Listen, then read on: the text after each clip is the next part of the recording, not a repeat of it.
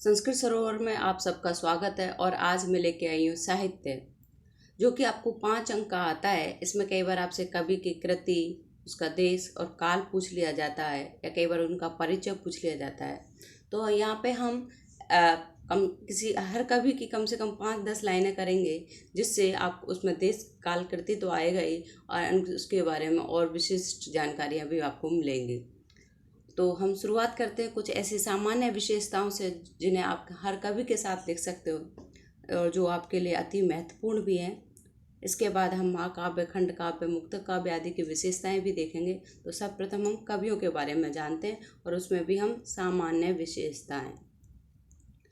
तो ये जो आपके लिए अति महत्वपूर्ण भी है, आप किसी भी कवि के साथ इसको लिख सकते हैं। अयम कवि मम प्रिय कवि अस्ति, ये कवि मेरा प्रिय कवि है। किसी भी कवि के लिए लिख सकते हो। अस्य रचना अति प्रसिद्धा संति, इसकी रचनाएं अत्यंत प्रसिद्ध हैं, तभी तो हम पढ़ रहे हैं, तो इसलिए ये भी आप सबके साथ लिख सकते हो। अयम कवि संस्कृत साहित्य से प्रसिद्ध प्रमुख व कवि अस्ति, ये संस्कृत साहित्य के प्रसिद्ध अथवा प्रमुख कवि हैं। अगली पंक्ति है, अस्य रचनायासु प्रकृत्या मुख्यतया प्रमुखतया वर्णनम अस्ति, इनकी रचनाओं में प्रकृति का प्रमुखता से वर्णन है। देखिए, सूर्य, चंद्रमा, पेड़ पौधे सब प्रकृति के अंतर्गत आते हैं, और हर काव्य में इन सब का वर्णन होता है, तो हम इसको लिख सकते हैं। अस्य काव्येषु रसानाम विशेष अवधानम अस्ति, जैसे कि विश्वनाथ ने कहा है, रसात्मक वाक्यम काव्यम, यानी रस युक्त वाक्य ही काव्य है। रसात्मक वाक्यम काव्यम, तो रसयुक्त वाक्य ही काव्य है, यानी रस का होना बहुत जरूरी है काव्य में। और प्रत्येक काव्य में कोई ना कोई रस तो प्रमुखता से होगा ही, तो इसलिए हम इस पंक्ति को भी हर कवि के साथ लिख सकते हैं। महाकाव्य, खंड काव्य, नाटक आदि की विशेषताओं में भी इसको लिख सकते हैं कि अस्य नाटके रसानां विशेष अवधानम अस्ति, या अस्मिन् महाकाव्ये रसानां विशेष अवधानम अस्ति। इस तरह वहाँ पे हम थोड़ा सा बदलना पड़ेगा ये, और इस तरह वहाँ पे भी इसको लिख सकते हैं। अब हम आते हैं कालिदास की तरफ। कालिदास, सर्वप्रथम हम कालिदास के बारे में पढ़ेंगे, क्योंकि कालिदास संस्कृत साहित्य के अत्यंत महत्वपूर्ण कवि हैं और पेपर में अक्सर पूछ लिए जाते हैं। तो कालिदास, महाकवि कालिदास संस्कृत साहित्य से सर्वश्रेष्ठ कवि मन्यते। कालिदासस्य काल प्राय प्रथम शताब्दी ईसा पूर्व मन्यते। स उज्जैनवासी मन्यते। उपमा कालिदासस्य इति प्रसिद्धम अस्ति। देखिए, साधारण सी लाइनें हैं और आपको अर्थ समझ में आ रहा होगा। अस्य सप्त रचना संति, इनकी 7 रचनाएं। अस्य 2 महाकाव्य स्थे, इनके 2 महाकाव्य हैं। रघुवंशम कुमार संभवम च, रघुवंश में रघुवंशी राजाओं, जैसे राम के कुल में कौन थे? रघु, रघु के अज के दिलीप, दिलीप के दशरथ, फिर राम के लव कुश आदि, इन सभी राजाओं का वर्णन है। कुमार संभव में शिव और पार्वती के पुत्र कार्तिकेय की उत्पत्ति और उसके द्वारा राक्षस वध की कहानी है। 2 खंड काव्य है। 2 खंड काव्य, ऋतु संहारम, मेघदूतम। ऋतु संहारम में 6 ऋतुओं का वर्णन है 6 सर्गों में। मेघदूतम में इसके 2 भाग हैं, पूर्व भाग और उत्तर भाग। पूर्व मेघ और उत्तर मेघ के नाम से जाना जाता है। इसमें जो एक कुबेर का नाम आपने सुना होगा, जो देवताओं के कोषाध्यक्ष थे, उन्हीं के यहाँ पे के यक्ष, जो उसका कार्य था कुबेर के लिए रोज ताजे फूल ला के देना। लेकिन जब उसकी शादी हो जाती है तो उस प्रमादवश वो ताजे फूल नहीं लाता है, और जिसकी वजह से एक भमरा कुबेर को दंश मार देता है, जिससे उसको ये पता चल जाता है कि आज यक्ष ने अपने कार्य में प्रमाद किया है। तो वो ये कहता है कि तुमने अपनी पत्नी के प्रेम बस ऐसा किया है, इसलिए मैं उसको वियोग का श्राप देता हूँ, यानी 1 साल तुम अपनी पत्नी से दूर रहोगे। तो रामगिरी आश्रम पर वो 1 साल अपना व्यतीत करते हैं। जब चतुर्मास आता है, यानी चौमासा, यानी बारिश की जो ऋतु आती है, तो वो मेघों को देखता है और अपनी पत्नी यानी यक्षिणी के लिए संदेश भेजने का प्रयास करता है। उसको मेघों को दूत बनाता है। देखिए, जब अत्यधिक प्रेम उमड़ता है या दुख होता है, तो हम हर चीज़ में अपनत्व देखने लगते हैं, अपना समझने लगते हैं, बातें करने लगते हैं। वही स्थिति में उसके साथ, यक्ष के साथ होती है, इसलिए वो मेघ को दूत बनाकर भेजता है। तो वो सारी कथा इसमें है। 3 नाटकानि सन्ति, इसमें 3 नाटक है। मालविकाग्निमित्रम, विक्रमोर्वशीय, अभिज्ञान शाकुंतलम च। मालविकाग्निमित्रम में राजा अग्निमित्र और मालविका नाम की राजकुमारी है, उन दोनों की प्रेम कथा है। विक्रम और उर्वशी में विक्रम राजा हैं और उर्वशी जो इंद्र की अप्सरा है, इन दोनों की प्रेम कथा है। अभिज्ञान शाकुंतलम में कर्ण ऋषि की दुहिता यानी पालित पुत्री शकुंतला के मतलब क्या होता है कि उसको दुर्वासा ऋषि का श्राप मिल जाता है, जिसकी वजह से राजा दुष्यंत ने जो प्रेम विवाह के समय उसको अंगूठी दी थी, वो श्राप बस नदी पार करते हुए गिर जाती है। जब वो वापस मिलती है राजा को, तो उसको वो पहचान लेता है। तो अभिज्ञान मतलब पहचान के कारण इसका नाम अभिज्ञान शाकुंतलम रखा गया है। तो इसमें दुष्यंत और शकुंतला की प्रेम कथा है।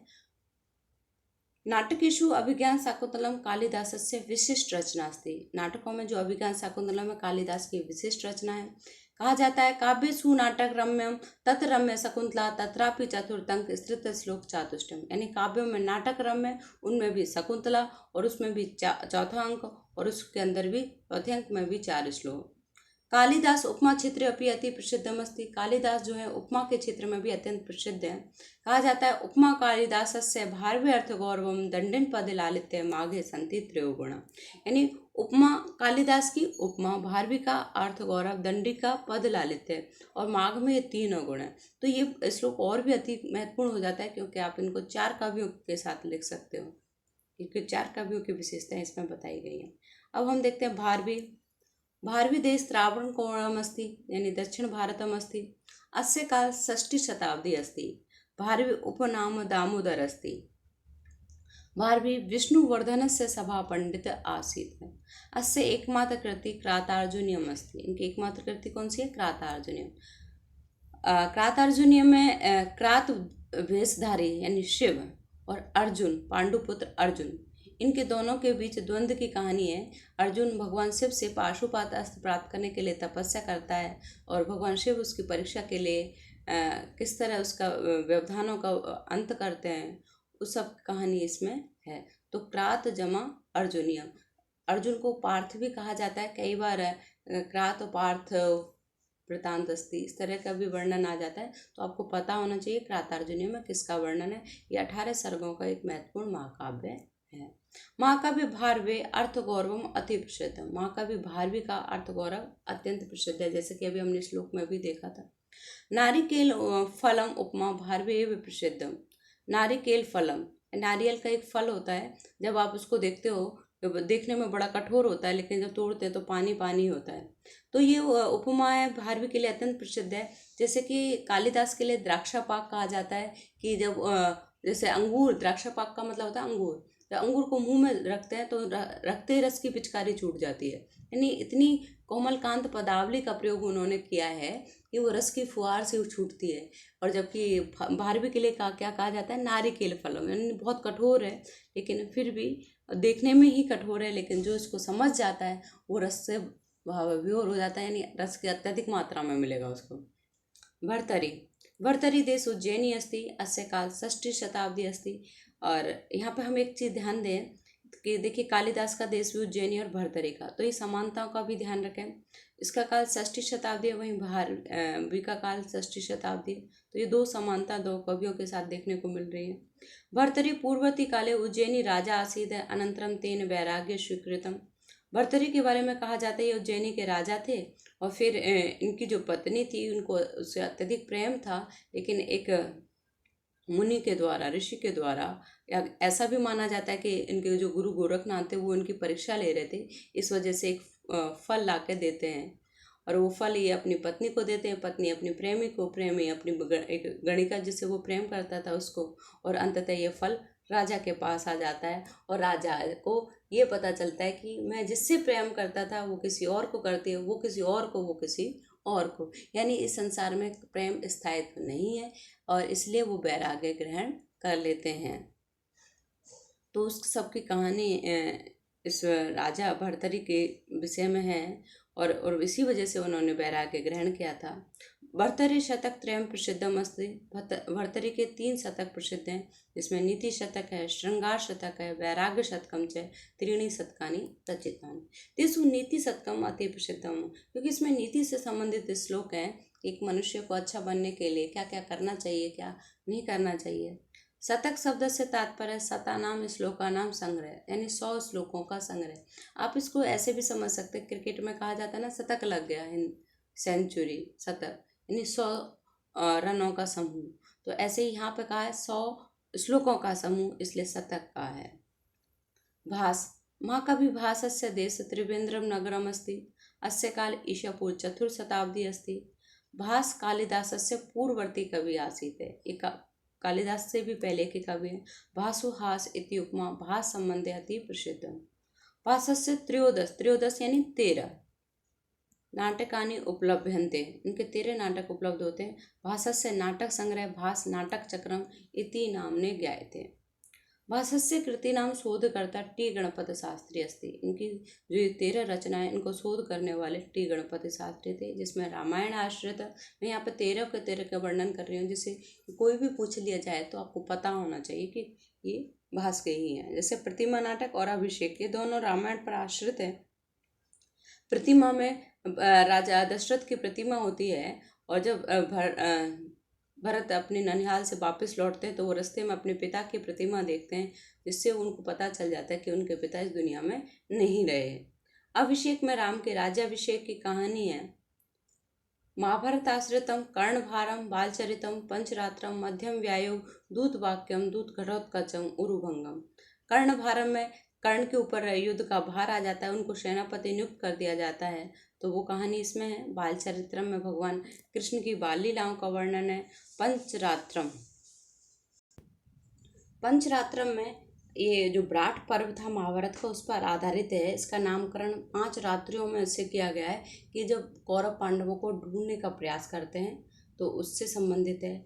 मध्यम व्यायोग, इसमें एक रूपक है, ये इसकी कथा वस्तु भी महाभारत पर आधारित है। ये वनवास काल में जब घटोत्कच के पंजे से एक ब्राह्मण बालक को भीम मुक्त कराते हैं, उसकी कहानी इसमें प्रयुक्त है। क्योंकि मध्यम, वैसे तो अर्जुन बनते हैं मध्यम, क्योंकि 2 युधिष्ठिर और भीम 2 बड़े हैं और नकुल सहदेव 2 छोटे हैं, लेकिन यहाँ पे जो मध्यम शब्द है ये भीम के लिए आया है।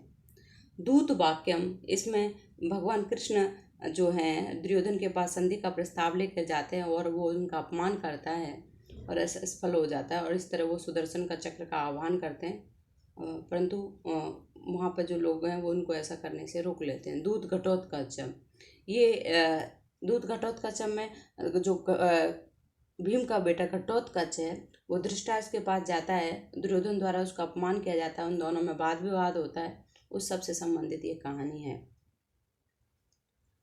उरुभंगम में, इसमें उरु माने जंगा होती है, भंग माने तोड़ना। ये नाटक एक दुखांत है, क्योंकि इसमें जो दुर्योधन की गद और भीम का जो गदा युद्ध होता है, उसमें जो भीम है वो दुर्योधन की जंगा को तोड़कर अपनी प्रतिज्ञा को पूरा करते हैं। अब हम देखते हैं कुछ ऐतिहासिक नाटक हैं हमारा। स्वप्न वासव दत्तम और प्रतिज्ञा योगंत्रायण। स्वप्न वासव दत्तम, इसमें जो राजा उदयन है वो स्वप्न में वासव दत्ता को देखते हैं और उसको पाने का प्रयास करते हैं। तो ये इसमें ही है, 6 अंकों का नाटक है। ये जो प्रतिज्ञा योगंत्रायण है इसी का ही एक तरह से भाग है, ये कहेंगे। प्रतिज्ञा योगंत्रायण में जो योगंत्रायण है वो राजा उसको वत्सराज उदयन को अपने स्वामी के शत्रु गृह से, बंदी गृह से छुड़ाने की प्रतिज्ञा करता है और उसको एक श्रेष्ठ राजा बनाने का प्रयास करता है और उनके विघ्नों को दूर करने का प्रयास करता है। वो कहानी है इसमें। उसी की अग्रिम कहानी स्वप्न वासव दत्ता है, जो 6 अंकों का नाटक है और इसमें प्रतिज्ञा का उत्तरार्धी है एक तरह से। फिर आते हैं हम दो कवि कल्पित नाटक है अभिमारकम। ये भी एक 6 अंकों का नाटक है। इसमें राजा कुंती भोज की पुत्री कुरंगी का राजकुमार अभिमारक से प्रणय यानी विवाह का प्रस्ताव है, तो उसी के नाम पे इसका नाम अभिमारकम है। चारुदत्तम, ये 4 अंकों का रूपक है और शूद्र का जो वृक्षकटिकम नाटक है उसके जैसा ही है, या उसको ही आधार बनाकर लिखा गया है। अभिनय चारुदत्त और वैश्या बसंत सेना की प्रणय कथा इसमें वर्णित की है। अब हम देखते हैं मनु। मनुस्मृति कार्येषु प्रमुख अस्ति, अस्य काल ईशापूर्व 2य शताब्दी मन्यते, तेषां देश विषय एक मतम नास्ति, उनके देश के विषय में एक मत नहीं है। अस्य एकमात्र कृति मनुस्मृति अस्ति, मनुस्मृति स्मृति ग्रंथेषु प्रमुख अस्ति। मनुस्मृति तत्कालीन समाजस्य संविधानम कथ्यते। जैसे संविधान होता है हमारे समाज का, एक तरह से दर्पण होता है, वो ही मनुस्मृति थी।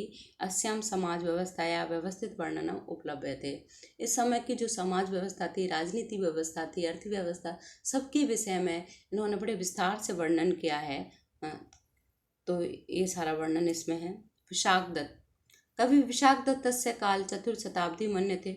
स प्रसिद्ध नाटककारम आसीत्। तेषां प्रमुख कृति मुद्रा राक्षसम देवी चंद्रगुप्तम च स्थित है। अस्य देश अज्ञातम अस्ति। ये कहेंगे कि इसके देश के विषय में है ना कुछ स्पष्ट नहीं है, तो अज्ञात ही कह सकते हैं हम। और इनका जो ये समय चतुर्थी शताब्दी है, कुछ लोग षष्ठी शताब्दी भी उत्तरार्ध मानते हैं, इसमें भी थोड़ा सा वो है, लेकिन ज़्यादातर हमें चतुर्थी शताब्दी ही देखने को मिला है। और इदम कृति आचार्य चाणक्य से कुटिल नीति नान अधिकृत्य लिखिता। जो आचार्य चाणक्य की कुटिल नीति है उनको आधार बना के लिखा है। अस्मिन् नाटके राजनीतिक गुप्तचर व्यवस्थाया सचित्रणं प्रस्तुतं कृतम् अस्ति। विशाख दत्त राजनीति प्रकांड विद्वान आसीत्। राजनीति के प्रकांड विद्वान थे, तभी कौटिल्य की नीतियों को समझ पाए। और अस्मिन् नाटके नायिका विदूषक च नास्ति। ये एक ऐसा नाटक है जिसमें कोई नायिका नहीं है और कोई विदूषक नहीं है। थोड़ा सा आप मुद्रा राक्षस के बारे में जान लेते हैं। जो मुद्रा राक्षस नाटक है, इसमें चाणक्य ने जो विशाख दत्त है, चाणक्य चाहते हैं कि जो राक्षस अमात्य है, ये उसका नंद वंश का मंत्री है, ये चाहते हैं कि ये चंद्रगुप्त का मंत्री बन जाए और मैं इस कार्य से मुक्त होकर के दूसरे कार्य में लग जाऊं। लेकिन जो राक्षस है वो अपने राजा के प्रति बहुत वफादार है, ईमानदार है, कर्तव्यनिष्ठ है, इस वजह से वो नहीं छोड़ना चाहता। लेकिन और मलय केतु के साथ मिलकर के चंद्रगुप्त को हराना चाहता है। जब ये बात चाणक्य को पता चलती है तो राक्षस को इस तरह घेरते हैं, उसी की मुद्रा का प्रयोग उसके मतलब अगेंस्ट यानी विपरीत करते हैं और उससे मतलब झुकने को मजबूर कर देते हैं। अंततः उसको चाणक्य के कहने पर चंद्रगुप्त का मंत्री बनना पड़ता है। तो ये सारे मतलब कूटनीति का प्रयोग किस तरह चाणक्य ने किया है उस सब का वर्णन इस मुद्रा राक्षस नाटक में है। अंबिका दत्त व्यास, पंडित अंबिका दत्त व्यास जयपुर नगरस्य निवासी आसीत्। अस्य काल 1858 से 1900 ईस्वी मन्यते। अंबिका दत्त व्यास आधुनिक बाण कथ्यते। अंबिका दत्त व्यास को आधुनिक बाण कहा जाता है। जो यानी कादम्बरी के जो लेखक है बाण भट्ट, उनसे इनकी तुलना की जाती है। तेषाम एकमात्र कृति शिवराज विजयम अस्ति। एवं कृति उपन्यास शैल्याम लिखिता। जो उपन्यास होते हैं उस शैली में लिखी गई है। आर्यभट्ट, श्री आर्यभट्ट महान गणितज्ञ ज्योतिर्विज्ञ आसीत्। ये बहुत बड़े गणितज्ञ और ज्योतिर्विज्ञ ज्योतिष शास्त्र को जानने वाले थे। अस्य काल 476 ईस्वी पूर्व मन्यते।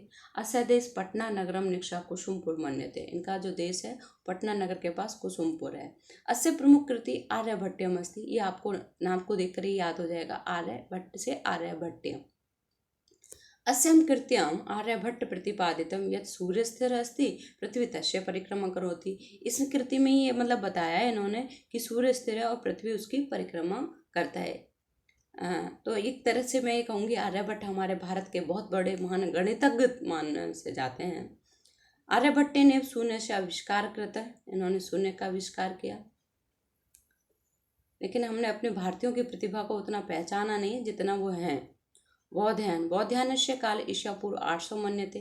तस्य बौध्यायन धर्मसूत्र बौध्यायन श्रौतसूत्र च द्वे कृति स्तः। तेषां ग्रन्थः प्रजानां नीति आचार विचार शासन व्यवस्थाया वर्णनमस्ति। बौध्यायनस्य देश अज्ञातम अस्ति। बौध्यायन धर्मसूत्र कल्पसूत्र एक भाग एव अस्ति। जो बौध्यायन धर्मसूत्र है वो कल्पसूत्र का ही एक भाग है। बरहामीर, बरहामीरस्य काल ईशा पूर्व 550 मन्यते। तेषां प्रमुख कृति वृत्त संहिता अस्ति। तेषाम् अन्य कृति पंच सिद्धांतिका वृत्त संहिता वृत्त जातकम लघु जातकम च सन्ति। वृत्त संहितां बरहामीर पृथ्व्या जलम कुत्र कुत्र अस्ति इति प्रतिपादितम। यानी पृथ्वी में जल कहाँ कहाँ है ये बताया है। अस्य ग्रंथे वृक्षायुर्वेद वास्तु विज्ञानम ज्योतिषम पशु विज्ञानम वर्णितम। एक तरह से मैं कहूँगी एक ऑलराउंडर थे जिन्होंने सभी क्षेत्रों पर कार्य किया। माँ कभी माघ संस्कृत साहित्य आकाश से स्वप्रतिभा भासमान अनुपम नक्षत्रम अस्ति। संस्कृत साहित्य आकाश में अपनी प्रतिभा से चमकते हुए अनुपम नक्षत्र हैं। माघस्य जन्म राजस्थान भीनमाल प्रसिद्ध नगरे अभवत। इनका भीनमाल में जन्म हुआ। माघ इति कवि उपनाम उपाधि वा। कुछ लोग कहते हैं माघ इनका उपनाम था अथवा उपाधि थी। माघस्य काल 700 ईसा पूर्व मन्यते। माघस्य एकमात्र रचना शिशुपालबद्धम अस्ति। शिशुपालबद्धम विंशति सर्गाणाम उत्कृष्ट महाकाव्यम अस्ति। शिशुपालबद्ध 20 सर्गों का एक उत्कृष्ट महाकाव्य है। इसमें जो है शिशुपाल चेदी वंश के राजा थे। इनको जन्म के साथ ये 2 हाथ अतिरिक्त और 2 पैर अतिरिक्त के साथ जन्मे थे। तो इनको भविष्यवाणी हुई थी कि जिसको देखते ये झड़ जाएंगे वही इसके अंत का कारण होगा। तो ये बात उसकी माँ को पता चल जाता है। तो शिशुपाल की जो माँ है वो कृष्ण से वायदा लेती है कि आप इसको नहीं मारोगे, ये आपका भाई है, क्योंकि वो उनकी बुआ का ही लड़का था। तो वो भी वायदा करते कि जब तक इसकी 100 गलतियां मैं क्षमा करूंगा, उसके बाद जो भी अगर ये गलती करेगा तो मैं माफ़ नहीं कर पाऊंगा। इधर जब पांडवों की तरफ से राजस्व यज्ञ का निमंत्रण आता है, इधर ये जो शिशुपाल है उसका आतंक अत्यधिक बढ़ जाता है। तो कृष्ण को चाहते हैं कि एक तरफ तो वो शिशुपाल को मारना, दूसरी तरफ वो राजस्व यज्ञ में जाना चाहते हैं। लेकिन बलराम और इनकी जब आपसी विचार विमर्श के बाद पहले ये निर्णय होता है कि राजस्व यज्ञ में जाया जाए, और राजस्व यज्ञ में ये उनको वहाँ मिल जाते हैं, क्योंकि पांडवों की भी ये एक तरह से मतलब ये हुए कृष्ण की मौसी के बेटे हुए, पांडवों की बुआ के बेटे थे। तो इस तरह निमंत्रण इसको भी गया था। लेकिन वहाँ पे ये पूरी 100 गलतियाँ करते हैं और कृष्ण अपने सुदर्शन चक्र को आदेश देते हैं और इनका शीश काट लिया जाता है। तो ये सारी कहानी इस महाकाव्य में है। मेघे माघे गतम वयम। मेघ को यानी मेघदूतम को और माघ को पढ़ने में पूरी उम्र निकल जाती है, लेकिन आनंद समाप्त नहीं होता, ऐसा कहा जाता है। श्रीहर्ष। श्रीहर्षस्य काल 12वीं शताब्दी मन्यते। स कन्या गुब्ज नरेश जयचंद्रस्य सभा कवि आसीत। स विशिष्ट परंपराया प्रसिद्ध कवि आसीत। ये विशिष्ट परंपरा के प्रसिद्ध कवि श्रीहर्ष के लिए कहा जाता है। ये पंडित परंपरा के प्रसिद्ध कवि। इसका तात्पर्य ये है कि यानी इन्होंने अपने काव्य में एक नवीन से नवीन शब्दों का प्रयोग करा है। इनके शब्दों में चमत्कार है, शब्द क्रीड़ा की प्रवृत्ति है, श्लेष और यमक जैसे अलंकारों का अत्यधिक प्रयोग है। जैसे कि ये सबसे प्रथम हम ये भारवी के प्रातर्जुनियम में देखते हैं। उन्होंने 18 सर्ग लिखे थे अपने महाकाव्य में। तो उनसे बढ़कर माघ आए, माघ ने उसी परंपरा का अनुसरण किया और अब शिशुपाल बद्धम में 20 सर्ग लेके आए। और फिर श्रीहर्ष ये अपने 2 सर्ग और अधिक यानी 22 सर्ग लेके आए और नल दमयंती वाली प्रेम कथा इन्होंने वर्णित करी 22 सर्गों में। और ऐसा कहा जाता है कि श्लोकों के उसमें भी इनमें तुलना थी। प्रातर्जुनियम में जहाँ 140 पद हैं, शिशुपाल उसमें वध में 1640 पद हैं, और वहीं इसमें श्रीहर्ष के नजदीक चरित्रम में 2830 पदों का प्रयोग किया है। और ये जो कहानी है ये भी महाभारत पर ही आधारित है। नजदीक चरितम की जो नल दमयंती कहानी है, ये जो वृद्धश्वर ऋषि द्वारा ये युधिष्ठिर से कही गई थी कि जिससे युधिष्ठिर जो उनको वनवास मिला था वो उससे परेशान थे, उस सबको सांत्वना देने के लिए इन्होंने नल दमयंती की कहानी सुनाई कि किस तरह उन्होंने भी अपना जीवन संघर्ष में व्यतीत किया है। और इस छोटी से कहानी को जिसमें नल और दमयंती की प्रेम कथा है को बड़े विस्तार से कवि ने वर्णित किया है। तो उदित नैषधे काव्य क्व माघ क्व च बारवे इति अति प्रसिद्ध है। यानी ऐसा कहा जाता है कि नैषध महाकाव्य के आ जाने पर कहाँ माघ और कहाँ भारवी, यानी वो सब छिप जाते हैं इनके आगे, इतना इन्होंने पांडित्य का बखान किया है। अश्वघोष। अश्वघोषस्य काल प्रथम शताब्दी मन्यते। अयम कवि कुषाण वंशस्य नृपकनिष्कस्य समकालीन आसीत्। अस्य बुद्धचरितम सौंदर्यनंदम सारीपुत्र प्रकरण इति त्रिश रचना मन्यते। इनकी बुद्धचरितम, सौंदर्यनंदम और सारीपुत्र प्रकरण ये 3 रचनाएं मानी जाती है। बुद्धचरितम अस्य प्रमुख महाकाव्यम अस्ति। बुद्धचरितम इनका प्रसिद्ध महाकाव्य है। अयम 28 सर्गानां महाकाव्यम अस्ति।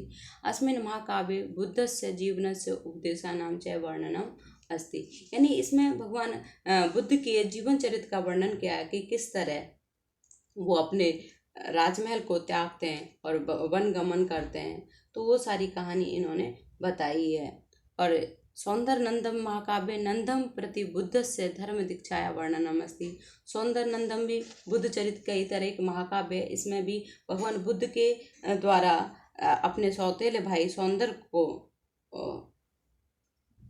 ज्ञान और उपदेश की बातें कही गई हैं। विष्णु शर्मा अस्य एकमात्र रचना पंचतंत्रम् अस्ति। अस्य काल तृतीय शताब्दी मन्यते।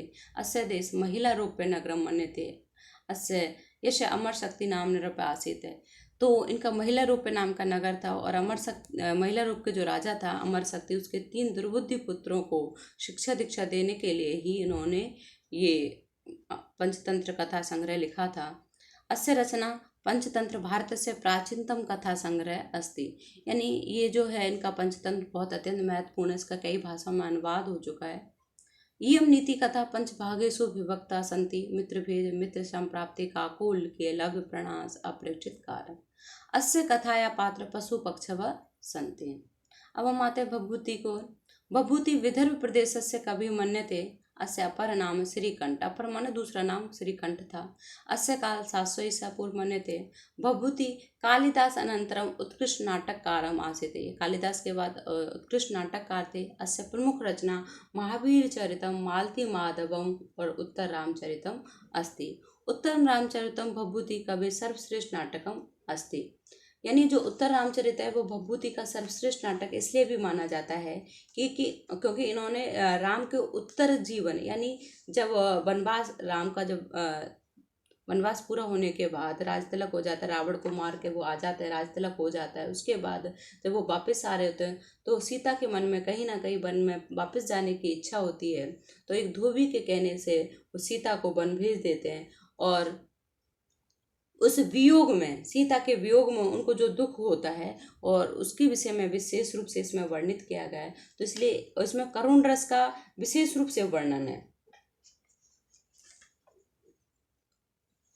करुण रस के कारण मतलब कहा जाता है, जबकि नाटकों में क्या होता है, श्रृंगार रस या वीर रस प्रमुखता से होता है, लेकिन ये एकमात्र ऐसा रस है जो जिसमें करुण रस प्रधान है। पटु पाक प्रतिकाशो रामस्य करुण रस। यानी एक जैसे आपने सुना होगा सकोरा होता है जो मिट्टी का बर्तन जिसमें दही वगैरह खाई जाती थी पहले, उसको दोनों तरफ से मतलब 2 सकोरे लेकर बीच में कोई पदार्थ डाल दिया जाए और उसमें मिट्टी का लेप करके भट्टी में डाल दिया जाता है तो अंदर ही अंदर उबलता है, किसी को कुछ नहीं पता चल रहा कि क्या चल रहा है अंदर।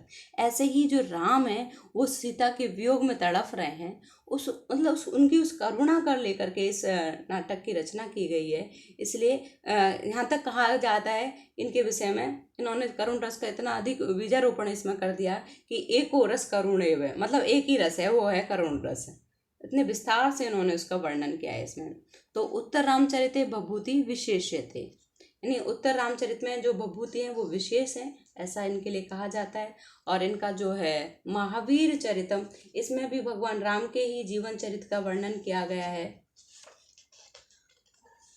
ये 7 अंकों का नाटक है और राजाभिषेक तक है। इसमें नाटक को ध्यान महावीर के रूप में अधिक रहा है, यानी नामकरण महावीर, जैन धर्म के तीर्थंकर थे महावीर। इसका कोई संबंध नहीं है, भगवान राम से ही संबंधित है, इसलिए इसका नाम महावीर चरितम से ये ना समझें। फिर है हमारा एक मालती माधव, ये 10 अंक का प्रकरण है और इसमें जो भीरु वसु की पुत्री मालती और देवरात के पुत्र माधव, इन दोनों की प्रेम कथा का वर्णन इसमें है। अब हम चलते हैं चाणक्य के तरफ। चाणक्य से कौटिल्य विष्णुगुप्त व अपर नाम संति। चाणक्य के दूसरे जो नाम है वो कौटिल्य विष्णुगुप्त के नाम से भी जानते हैं। अस्य देश मगध आसीत्। अस्य काल ईसा पूर्व 400 मन्यते। अस्य प्रमुख कृत्या अर्थशास्त्रम, लघु चाणक्य, वृद्ध चाणक्य, चाणक्य नीति, चाणक्य दर्पण। अस्य सर्वाधिक महत्वपूर्ण रचना अर्थशास्त्रम अस्ति। तो ऐसा कहा जाता है कि जो अर्थशास्त्र जिसको पढ़नी है उसको भी चाणक्य अर्थशास्त्र यानी इकोनॉमिक्स को जिसको कहते हैं उसको भी चाणक्य का अर्थशास्त्र पढ़ना पड़ता है। राजनीति के विद्यार्थियों को भी, समाजशास्त्र के विद्यार्थियों को भी। इन्हें एक अपने आप में इतना महत्वपूर्ण ग्रंथ इन्होंने लिखा। और मैंने तो यहाँ तक सुना है यदि कहते कि कृष्ण के बाद यदि कोई कूटनीतिक हुआ तो वो चाणक्य थे। अब हम आते हैं संस्कृत साहित्य का जो महाकाव्य, खंड काव्य आदि हैं उनके परिचय की तरफ। सबसे पहले हम ये जान लें कि रसात्मक वाक्यम काव्यम भवति। क्या? रसात्मक वाक्यम काव्यम, इसका अर्थ हुआ कि रस युक्त वाक्य ही काव्य है। जब रस युक्त वाक्य ही काव्य, इसके 2 भेद होते हैं, दृश्य काव्य और श्रव्य काव्य।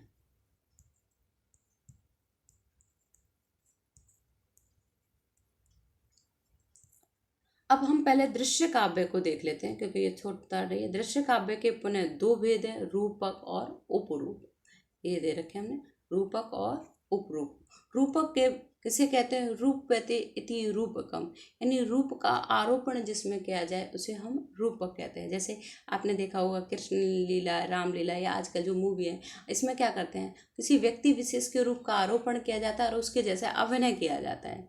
और इसके 10 भेद हैं, नाटक, प्रकरण, भाण, प्रश्न, डिम, व्यायोग, समविकार, वीथी, मृग और अंक। उपरूपक के भी 10 भेद हैं। इतना आपको विस्तार से नहीं पूछा जाता है, इसलिए इतने की जरूरत नहीं है। और अब हम देखते हैं फिर श्रव्य काव्य की ओर आते हैं हम। श्रव्य काव्य, इसके यहाँ पे जो है 3 भेद हैं श्रव्य काव्य के, गद्य, पद और चंपू। गद्य क्या है, पहले इसको जान लेते हैं। छंदो रहित रचना गद्यम भवति, जो छंद से रहित है। इसके पुनः 2 भेद हैं, कथा, आख्यायिका। कथा क्या होती है? कवि कल्पित होती है। कथा के पुनः 2 भेद हैं, नीति कथा और लोक कथा। नीति कथा, इसके जो पात्र होते हैं वो पशु पक्षी होते हैं। इनका उद्देश्य मनोरंजन के साथ साथ उपदेश देना होता है। और तो जैसे पंचतंत्र विष्णु शर्मा का, हितोपदेश पंडित नारायण का। लोक कथा, इसके पात्र मानव होते हैं। उपदेश तो इसमें भी दिया जाता है, लेकिन इसका मुख्य उद्देश्य मनोरंजन होता है। जैसे वृत्त कथा, गुणान्य की कथा सरित सागर है, कादम्बरी की बाण भट्ट है। अब हम आते हैं आख्यायिका। इसका आधार ऐतिहासिक होता है। आख्यायिका मतलब ऐसा निश्चित रूप से था, ऐसा मतलब है। और हर्षचरित का बाण भट्ट, ये इनकी आख्यायिका है प्रसिद्ध। हर्षचरितम, जातक माला, ये जातक माला, सिंहासन दृश्यका, ये इनकी आख्यायिका बहुत प्रसिद्ध आख्यायिका है। अब हम आते हैं पद की ओर। छंदोयुक्त रचना पद्यम भक्ति। और पद्य के 3 वेद हैं, महाकाव्य, खंड काव्य, मुक्त काव्य। हम पहले महाकाव्य देखते हैं। महाकाव्य से कथा वस्तु ऐतिहासिकम भक्ति, आकार विशालम भक्ति, सर्गेशु विभाजितम भक्ति। ये बहुत सारी विशेषताएं जिनको हम बाद में पढ़ेंगे। अब हम महाकाव्यों पर आते हैं, जो प्रमुख प्रमुख महाकाव्य हैं। रघुवंशम, कुमार संभवम। कालिदास का जो ये रघुवंशम नाटक महाकाव्य, दूसरा है कुमार संभवम।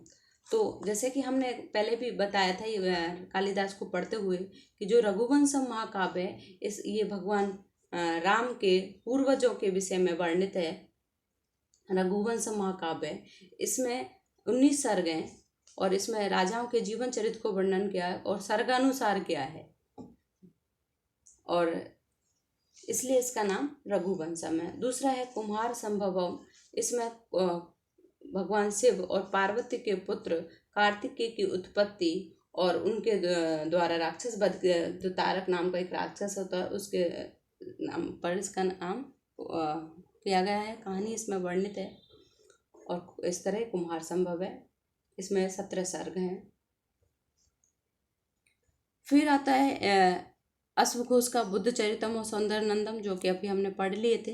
इसमें 28 सर्ग हैं और उसमें 18 सर्ग हैं। क्रातार्जुनी में 18 हैं। ये महाभारत पर ही आधारित है। शिशुपाल बद्धम माघ विरचित है। नैषधीय चरितम श्रीहर्ष का है, ये भी महाभारत आधारित है। ये तीनों ही महाभारत पर ही आधारित है। रावण बद्धम भट्टी काव्य है।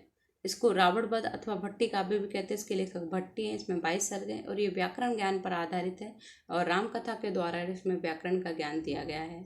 जानकी हरणम, ये 20 सर्ग का एक महाकाव्य जिसके लेखक कुमारदास है। अब हम आते हैं खंड काव्य अथवा गीति काव्य। ये महाकाव्य की तरह ही होता है, लेकिन उससे संक्षिप्त रूप होता है। इसका आधार भी ऐतिहासिक होता है, लेकिन लघु आकार होता है और प्रबंधात्मक होता है। गेय होने के कारण से गीति काव्य भी कहते हैं। जैसे ऋतु संगारम, ये कालिदास का पहला खंड काव्य है जिसमें 6 सर्ग हैं और 6 ऋतुओं का वर्णन है। मेघदूतम, ये कालिदास का दूसरा खंड काव्य है। इसको 2 भागों में बांटा गया, पूर्व मेघ और उत्तर मेघ। गीत गोविंद, ये जयदेव का रचना है। 12 सर्ग है। इसमें राधा और कृष्ण के प्रेम को वर्णित किया गया है। अब आते हैं मुक्तक काव्य की ओर। इसमें प्रत्येक पद स्वतंत्र मुक्त भाव भक्ति। भर्तरी का नीति शतक, श्रृंगार शतक, वैराग्य शतक और अमरुक का अमरुक शतक, ये वर्णित हैं। अब कुछ, ये तो 3 प्रमुख रूप से हो गए, लेकिन स्त्रोत काव्य वगैरह भी देखने को मिलते हैं। ये भक्ति प्रधान गीति काव्य स्त्रोत काव्य कहते थे। शिव महिमान स्त्रोत पुष्पदंत का, चंडी शतक, बाण भट्ट का, सूर्य शतक, मयूर कवि का। ज़्यादातर महाकाव्य, खंड काव्य और मुक्तक काव्य ही आते हैं, या लोक कथा, कथा, इनके विषय में पूछ लिया जाता है अथवा गद्य पद के बारे में। तो अब इनको हम देखते हैं। यहाँ पहले हम कुछ साहित्य की सामान्य विशेषताएं करते हैं जो आप ज़्यादातर आपको प्रयोग में आने वाली है।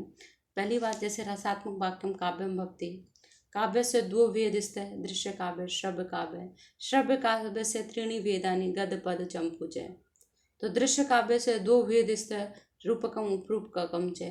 तो ये आप लिख सकते हो सामान्य तौर पर कहीं पे भी, लेकिन ये इनका प्रयोग तभी ज़्यादा अधिक है जब आपको 5-10 पंक्तियों से ज़्यादा अधिक लिखने को आता है, तब इनका प्रयोग अधिक उपयोगी है।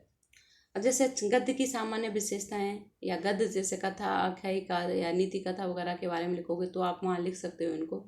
छंदोरहित रचना गद्यम भवति, गद्य से पुनः दो भेद स्थित कथा आख्यायिका च, कथाया पुनः दो भेद स्थित लोक कथा नीति कथा च, यत्र कथा कविकल्पित भवति तत्र आख्यायिका कथा वस्तु ऐतिहासिकम भवति।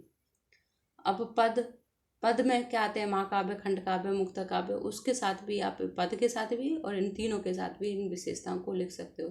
छंदयुक्त रचना पद्यम भवति, पद्यस्य त्रीणि भेदानि सन्ति, महाकाव्य, खंड काव्य, मुक्त काव्य च। इदम रचना गेयम भवति, अक्षराणां मात्राणां संख्या निश्चिता निर्धारिता वा भवति।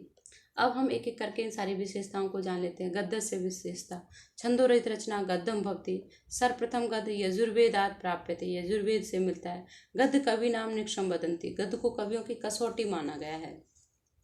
गद्य से मूल आधार यत्र ऐतिहासिकम तत्र काल्पनिकम अपि, कई बार इसका आधार ऐतिहासिक होता है, कई बार काल्पनिक। गद्य समाज शैली आधिक्यम भवति, इसमें समाज शैली की अधिकता होती है। गद्य साहित्य द्रुतम क्लिष्टम भवति, क्योंकि समास की अधिकता होती है इसलिए द्रु है माने कठिन होता है थोड़ा सा समझने में और क्लिष्ट होता है। ओज गद्य साहित्य से प्राण अस्ति, जो ओज है वो गद्य साहित्य का प्राण है। गद्य साहित्य में भाषायाम अलंकार च पांडित्य से अपेक्षा बहुलता तिष्ठति, यहाँ अलंकारों का प्रयोग कम होता है, पांडित्य देखने को ज़्यादा मिलता है। संस्कृत गद्य साहित्य कथा नाम मूल स्रोत लोक कथा संति, इनका मुख्य मूल स्रोत क्या है, लोक कथा है। लाघवमपि संस्कृत गद्य साहित्य से एक मुख्य विशेषता वर्तते। अब पद, छंदोयुक्त रचना पद्यम भवति, पद गीतिमय भवति, पदे वर्णानाम अक्षराणाम मात्राणाम संख्या निश्चिता निर्धारिता भवति, यानी पद में अक्षर और मात्राओं की संख्या निश्चित और निर्धारित होती है। एक अक्षर ज़्यादा नहीं लिख सकते, कम नहीं ले सकते, ऐसी मात्राओं के बारे में। पद संस्कृत साहित्य से उत्कृष्टतम विधा मान्यते, उत्कृष्टतम माने सबसे बढ़िया विधा मानी जाती है। पद साहित्यम सामान्यतः त्रिषु भागेषु विभज्यते, 3 भागों में बटा हुआ है। पद वर्ण्य विषय बहुधा श्रृंगार नीति धर्म प्राकृतिक रमणीयतासु भवति। पद साहित्य सामान्यतः त्रिषु भागेषु विभज्यते, महाकाव्य, खंड काव्य, मुक्त काव्य च। भावनानां कोमलता विचारणाम शिष्ट रूप कल्पनाया च सौंदर्य इमा दृश्य विशेषता पद प्राप्ति, ये पद में मिलती है। पदे वीर रौद्र भयानक रसानाम स्थानम न्यूनम, बहुत कम मिलते हैं। पदे कोमलकांत पदावली सुंदर संगीत पूर्ण छंद रमणीय शब्द विन्यास च अलंकाराणाम सुरुचि में प्रयोग भवति। महाकाव्य नाम आकार विशालम भवति और खंड काव्य से जीवन से संक्षिप्त रूपम भवति और मुक्त काव्य से प्रत्येक श्लोक स्वतंत्र भवति। अब हम आते हैं नाटक की विशेषताओं पर। संस्कृत नाटक से आरंभ प्रस्तावना भवति, प्रस्तावना से होता है इसका आरंभ। नाटक प्रारंभ में मंगलाचरण भवति, इसकी शुरुआत में मंगलाचरण होता है, यह तो नांदी पाठ करते हैं, जिसको नांदी भी कहते हैं। संस्कृत नाटकेषु न्यून अतिन्यून 5 अधिक च 10 अंका भवन्ति। नाटकस्य विभाजन अंकेषु भवति। नाटकेषु प्रकृत्या से घनिष्ठ संबंधों लक्ष्यते, प्रकृति के साथ घनिष्ठ संबंध दिखाई देता है। संस्कृत नाटकानि रसस्य प्रधान तत्व युक्तानि भवति, इनमें रस भी प्रधान होता है। संस्कृत नाटकेषु पात्राणां संख्या निश्चिता न भवति। संस्कृत नाटकानि प्रायेण सुखान्तानि भवतु न तु दुखान्तानि, सुखांत होते ना कि दुखांत। नाटकस्य समाप्ति भरत वाक्येन भवति, इसकी समाप्ति भरत वाक्य से होती है। ये कई बार बहुत आता है ये वाली पंक्ति, ये नाटक से समाप्ति किससे होती है, और एक जो स्टार्टिंग में है वो अनांदी वाला, ये बहुत आता है। नाटक से प्रारंभ मंगलाचरणेन भवति। नाटक के विदूषक हास्य रसम जनिति, ये भी इम्पोर्टेंट है। नाटक से नायक धीरोदात्त भवति। नाटक से समाप्ति ये हो गया हमारा। नाटकेषु 5 संध्या भवति, 5 संधि होती है। ये संधियाँ स्वर व्यंजन नहीं है, इसकी अपनी संधियाँ होती हैं, वो है। लोक कथा विशेषता, लोक कथा पात्र मानवा भवन्ति, लोक कथासु दीर्घ समासानाम प्रयोग भवति। इसमें गद्य की तरह है, क्योंकि गद्य का ही भाग है तो दीर्घ समासों का प्रयोग होता है। लोक कथा रुचिपूर्ण मनोरंजन प्रधान च भवन्ति। रुचिपूर्ण होती है और लोक कथासु रसस्य विशेष अवधानम तिष्ठति। लोक कथासु गुणान्यस्य वृत्तकथा विशिष्ट स्थानम अस्ति। कथा मूल रूपेण गद्य विधाय सन्ति, शिक्षा उपदेश व पद विधायाम प्रस्तुत है। ये तो लोक कथा की बात हो गई। अब हम आते हैं नीति कथा। यहाँ से नीति कथा की विशेषताएं हैं। नीति कथासु पशूनां पक्षिणां च रोचक कथा माध्यमेन सदाचारस्य राजनीति च गूढ़ सिद्धांतापि सरल रूपेण विशदीक्रियते। देखिए, हम यहाँ पे एक चीज देख रहे थे, ये लोक कथा और नीति कथा देख रहे हैं। तो नीति कथा नाम प्रमुख विशेषता इयं वर्तते यत्र तासु प्रमुख कथा एकाधिक गौण कथा बनती। एक प्रमुख कथा के साथ साथ अन्य गौण कथाएं भी होते हैं। महाकाव्य की विशेषता देखें। महाकाव्य से कथा वस्तु ऐतिहासिकम भवति, नायक धीरोदात्त भवति। महाकाव्य सर्गेषु विभक्तम या विभाजितम भवति। विभक्तम आएगा या विभक्तम भवति। महाकाव्य नगर, समुद्र, पर्वत, ऋतु, सूर्योदय, चंद्रोदय, जल क्रीड़ा, विवाह, यात्रा, युद्ध आदि विषयाणां वर्णनम भवति। महाकाव्य श्रृंगार वीरो वा रस प्रमुख भवति, अन्य च रस गौणा भवन्ति। प्रमुख महाकाव्यकारा सन्ति अश्वघोष, बुद्धचरितम सौंदर्यनंदन, कालिदास, कुमार संभव, रघुवंशम, भारवी, किरातार्जुनीय, माघ, शिशुपाल, बद्धम, श्रीहर्ष इत्यादि। महाकाव्येषु न्यूनान्यून पंचसंख्या भवति। प्रकृति चित्रणं बहुलतया दृश्यते। महाकाव्य साकार विशालम भवति। महाकाव्य से आरंभे मंगलाचरणम भवति। ये महाकाव्य की विशेषता हो गई। खंडकाव्य, खंडकाव्य महाकाव्य से संचित रूपम अस्ति। गीता से प्रधान विशेषता भवति। ये गीता वाली विशेषता महाकाव्य, खंडकाव्य, मुक्त काव्य तीनों में लिख सकते हैं। अतः खंडकाव्य गीति काव्य इति नाम्ने अपि ज्ञायते। खंडकाव्य नायक धीरोदात्त भवति, श्रृंगार वीरो वा रस प्रमुख भवति। अस्मिन् काव्ये एकस्य एव विषयस्य वर्णनम भवति। इसमें किसी एक विशेष विषय का वर्णन होता है। अस्मिन् सूर्योदय, चंद्रोदय, वर्षा, जल क्रीड़ा, उद्यान विहार इत्यादीनां विषय वर्णनम भवति। अस्य भाषा च शैली च नितान्त अलंकारिका भवति। अस्य परनाम गीतिकाव्यमस्ति। प्रमुख गीतिकाव्यकार जयदेव का गीत गोविंदम, कालिदास का मेघदूत, ऋतुसंहार। मुक्त काव्य से विशेषता। संस्कृत पद्य साहित्य सामान्यतः त्रिषु भागेषु विभज्यते। महाकाव्य, खंडकाव्य, मुक्त काव्य च। मुक्त काव्य छंदोबद्ध भवति, गेयता भवति। प्रत्येक पद, सबसे महत्वपूर्ण बात है यहाँ पे, प्रत्येक पद स्वतंत्र मुक्तम भवति। प्रमुख मुक्त काव्यकार भर्तरी, अमरुक, चैस्त है। यह विद्या संस्कृत विधा जो है संस्कृत साहित्य से उत्कृष्टतम विधा मन्यते। अत्र वर्णानाम् अक्षराणां मात्राणां वा संख्या निश्चिता निर्धारिता भवति। अस्य वर्णे विषय बहुधा श्रृंगार, नीति, धर्म, प्रकृतिक्रमणीयतासु भवति। अस्य कोमलकांत पदावली, सुंदर संगीत, गुणछंद, रमणीय शब्दों, अलंकाराणाम च सुरुचि में। देखिए, हमने महाकाव्य में भी देखा, खंड काव्य में भी कुछ विशेषताएं सामान्य हैं जो तीनों में चलेंगी। कथा साहित्य है। संस्कृत गद्य साहित्य दो भाग है। स्तर कथा आख्यायिका च। कथा साहित्य पुनः दो भाग विभज्यते। नीति कथा, लोक कथा च। हमने ये पहले पढ़ चुके हैं, फिर भी एक बार कुछ और विशेषताएं आपको काम आ सकती हैं। नीति कथा भाषा अति सरला रुचिपूर्ण च भवति। नीति कथा सुदीर्घ समासानां प्रयोग न भवति, जबकि लोक कथा में होता है। नीति कथा नाम पात्र पशु पक्षिण सन्ति, जबकि लोक कथा के पात्र मानव भवन्ति। प्रमुख नीतिकार विष्णु शर्मा, पंचतंत्र, पंडित नारायण हितोपदेव। अब हम कुछ ऐसे प्रश्नों का अभ्यास करते हैं जो ज़्यादातर पेपरों में कैसे पूछे जाते हैं। जैसे यहाँ पे दे रखा भारवी, भर्तरी और अंबिका, इनका तीनों का देश लिखना है। और जैसे कालिदास, बौधायन, विशाखदत्त, इनका काल लिखना है। अन्य तीनों जैसे चार जो है विष्णु शर्मा, भारवी, भासमनु, इनकी कृति पूछ ली, कोई एक कृति लिखी। तो हम इस तरह उत्तर देंगे। भारवी रावण कौरव, भर्तरी उज्जैनी है, अंबिका दत्त व्यास का देश जयपुर है, कालिदास का काल ईसा पूर्व प्रथम शताब्दी है, बौधायन का ईसा पूर्व 800 है, विशाखदत्त का चतुर्थ शताब्दी है। विष्णु शर्मा की जो कृति पंचतंत्रम है, विष्णु शर्मा की कृति पंचतंत्रम। भारवी की किरातार्जुनीय में भास की प्रतिमा, 13 नाटक हमने जैसे देख लिए थे, तो हमें किसी एक का नाम लिखना है। मनुस्मृति।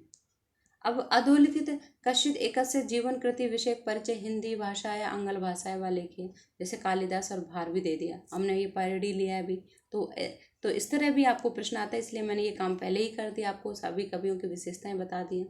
अब अथवा ऐसे भी आ जाता है, मतलब ये दूसरा प्रश्न इस तरह भी आ जाता है, इसमें दो आ गए हैं। कि मंजूषायां प्रदत्त पदे रिक्तस्थान पूरितिं क्रियतां चतुर्भ्यां दृश्य वस्तु चक्षुभ्यां माने नेत्रों से जो दृश्य वस्तु वो रूपकम तस्य 10 भेद सन्ति। हमने पढ़ लिए थे रूपक के 10 भेद होते हैं। छंदोरहित रचना गद्यम कथ्यते तस्य 2 भेद कथा और आख्यायिका। ऋतु संहारम गीति काव्यम अस्ति हितोपदेश च कथा ग्रंथ है। नाटकस्य प्रारंभ सूत्रधार करोति तत् स्थलम प्रस्तावना का यानी प्रस्तावना में ही सूत्रधार आते हैं और उसके बाद नाटक का प्रस्तुतिकरण करके वो चले जाते हैं। प्रश्नतः रूपक से एक भेद है। हमने नाटक रूपक के 10 भेद देखे थे, तो प्रश्न एक भेद है उसका। प्रश्न हास्य रस प्रधान भवति। आगे देखते हैं हम। अधोलिखित कवि नाम देश काल कृति यथा निर्देशन नामानि लिखत। भर्तरी का उज्जैनी, भारवी का त्रावणकोरम, कालिदास का उज्जैनी, मनु का काल ईशापुर। 2वीं शताब्दी अंबिका दत्त व्यास का 1858 से 1900, विष्णु शर्मा का 3री शताब्दी भारवी की रचना। क्रातार्जुनीयम कालिदास की हम कोई एक कृति लिखनी है तो कालिदास की जैसे अभिज्ञान शाकुंतलम लिख लेते हैं।